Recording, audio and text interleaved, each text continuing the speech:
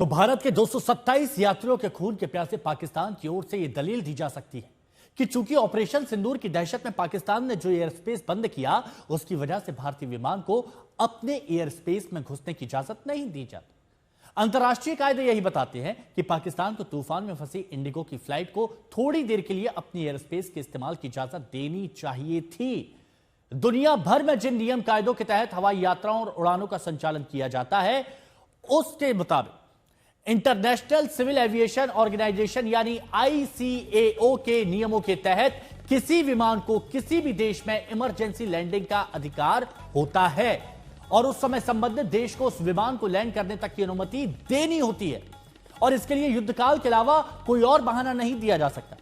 दूसरी बात यह कि भारतीय विमान ने लाहौर में लैंडिंग की इजाजत नहीं मांगी थी, सिर्फ तूफान वाले रूट से अलग पाकिस्तान एयर स्पेस के इस्तेमाल की इजाजत मांगी थी, जिसे लेकर इनकार करना अंतर्राष्ट्रीय नियमों का घोर उल्लंघन ही नहीं बल्कि मानवता के खिलाफ अपराध भी है। और तीसरा यह कि पाकिस्तान ने भारतीय विमानों के लिए एयर स्पेस बंद कर रखा है, लेकिन यह बंदी भी जो बंद किया है यह बेमियादी नहीं हो सकती है, यह समझना होगा।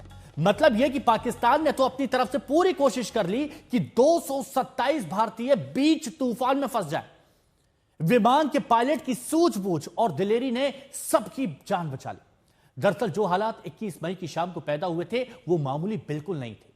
क्या थे वो हालात और कैसे पायलट ने 227 लोगों की जान अपनी जान पर खेलकर बचाई, आइए एक्सपर्ट से समझते हैं।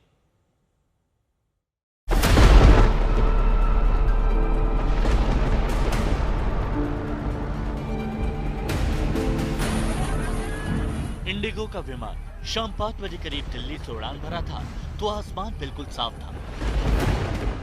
दिल्ली में मौसम बिगड़ने का अनुमान तो था, लेकिन उड़ान सामान्य रूप से शुरू हुई थी।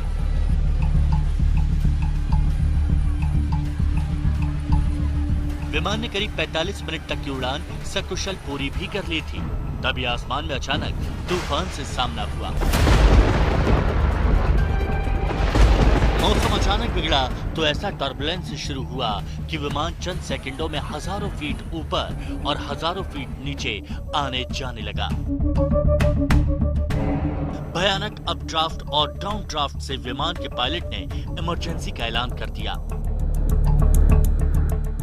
पायलट पूरी होशियारी से विमान को कंट्रोल में रखने की कोशिश कर रहा था, लेकिन तूफान के साथ खतरनाक तरीके से ओले भी गिर रहे थे।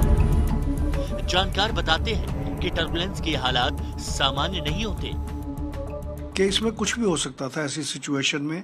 अगर प्लेन जो है वो एक इट्स लाइक अ बॉम्ब, क्योंकि एविएशन टर्बाइन फ्यूल से चलता है जो कि मोस्ट इनफ्लेमेबल मटेरियल है इन द वर्ल्ड।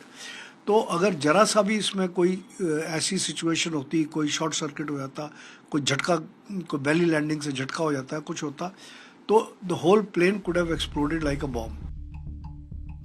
दरअसल बीच आसमान में कोई विमान जब टर्बुलेंस में फंसता है तो उसकी बड़ी वजह हवा का तापमान और हवा की गति ही होती है, जिसमें विमान का अचानक ऊपर उठने लगना यानी अपड्राफ्ट और अचानक नीचे गिरने लगना यानी डाउनड्राफ्ट के हालात पैदा होते हैं। इसका कारण हवा का आसमान तापमान, पहाड़ी हवाओं और तूफान की गतिशीलता होती है। ऐसी परिस्थितियों में हवा की ऊपर की ओर उठने की गति बहुत तेज होती है।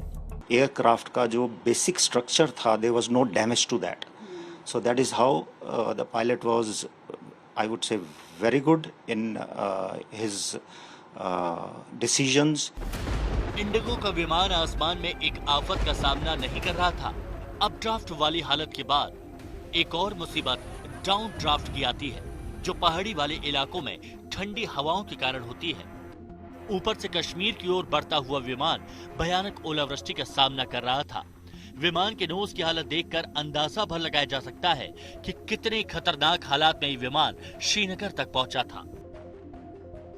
लेकिन मौसम की तमाम चुनौतियों और पाकिस्तान जैसे मुल्क की बेरहम दिली का सामना करते हुए दिलेर पायलट ने सभी भारतीयों की जान बचा ली, जिसकी जितनी तारीफ की जाए कम है। शिवानी शर्मा के साथ ब्यूरो रिपोर्ट, आज तक।